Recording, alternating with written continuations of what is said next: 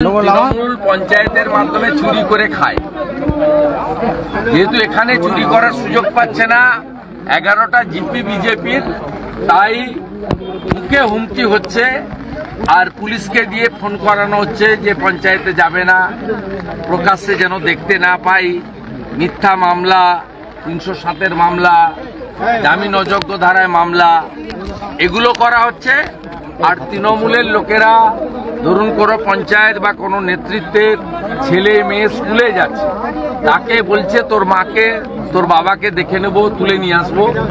এই হুমকিটা ব্যাপকভাবে চলছে। এমনকি কিছু কিছু সমর্থকের বাড়িতে দুপুরবেলা রান্নার পরে ওদের 8 জন 10 জন 15 জন গিয়ে খাবার তুলে নিয়ে চলে যাচ্ছে।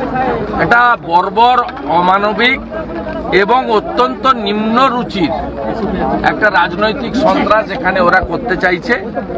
আমাকে সুশান্ত ভাই যখন জানিয়েছিল যে আপনাকে 7টা জিপিতে এইভাবে লোকের কথা শুনতে হবে, লোককে একটু আশ্বস্ত করতে হবে আমাদের বিজেপি। আমি আজকে এখানে এসেছি, আমি আরো 2-3টে জায়গায় যাব।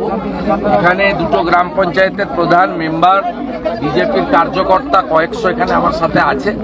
তাদের বেশ কয়েকজনের কথা আমি শুনলাম। আমি শুধু আমার বক্তব্য রাখার জন্য আসিনি, তাদের কথা আমি শুনলাম, তাদেরকে আশ্বস্ত করলাম যে বিরোধী দলনেতা এবং দল হিসেবে বিজেপি তাদের পাশে আছে, লোকাল এমএলএ আছে, জেলা পরিষদ মেম্বার আছে, পুরো পার্টি বিজেপি পরিবার তাদের সঙ্গে আছে। মিথ্যা মামলা হলে জামিন করাবো, আর আক্রমণ হলে পাশে থাকবো। প্রতিবাদ, প্রতিরোধ ইত্যাদি হবে। একদিকে আন্দোলন, একদিকে আইনি লড়াই, দুটোই আমরা চালাবো। আমাকে সমস্ত পঞ্চায়েত আশ্বস্ত করেছে যে আমরা আত্মসমর্পণ করে, মাথা নিচু করে তৃণমূলের কাছে কাজ করব। গণনা কেন্দ্রে দলের নেতাদের দায়ী করা হচ্ছে,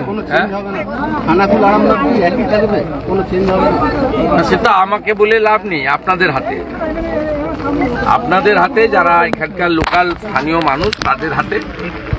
এখানকার মানুষ ভারতীয় জনতা পার্টির পক্ষে ছিল, আছে, ভবিষ্যতেও থাকবে। অনেক রকম কায়দা কানুন করে সামান্য ভোটে তারা জিতে গেছেন এবং এই জয়টা প্রকৃত জনগণের যে মত তার প্রতিফলন নয়, এটা অন্যভাবে এই জয়টা আনা হচ্ছে।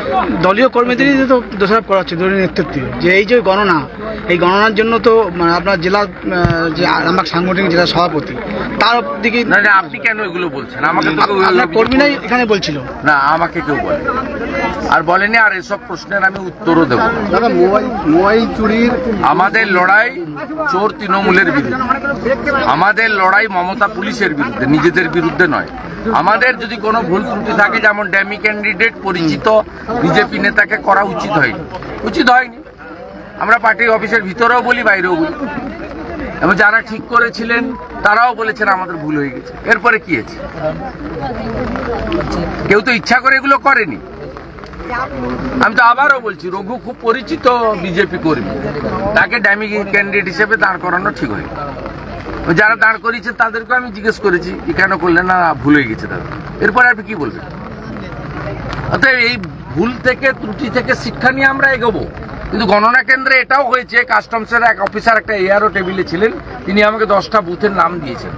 এখানে বিজেপি 441 পেয়েছে, 41 লেখা হয়েছে। বিজেপি 473 পেয়েছে, শুধু 73 লেখা হয়েছে। তৃণমূলের ভোটটা বিজেপির দেখানো হয়েছে, বিজেপির ভোটটা তৃণমূলের দেখানো হয়েছে। আমি পরামর্শ দিয়েছি অরূপকান্তি দিগরকে জেলা সভাপতির মাধ্যমে যে ইলেকশন পিটিশন তিনি করতে পারেন, গণনা থেকে 45 দিনের মধ্যে করতে হয়, এখনো সময় আছে।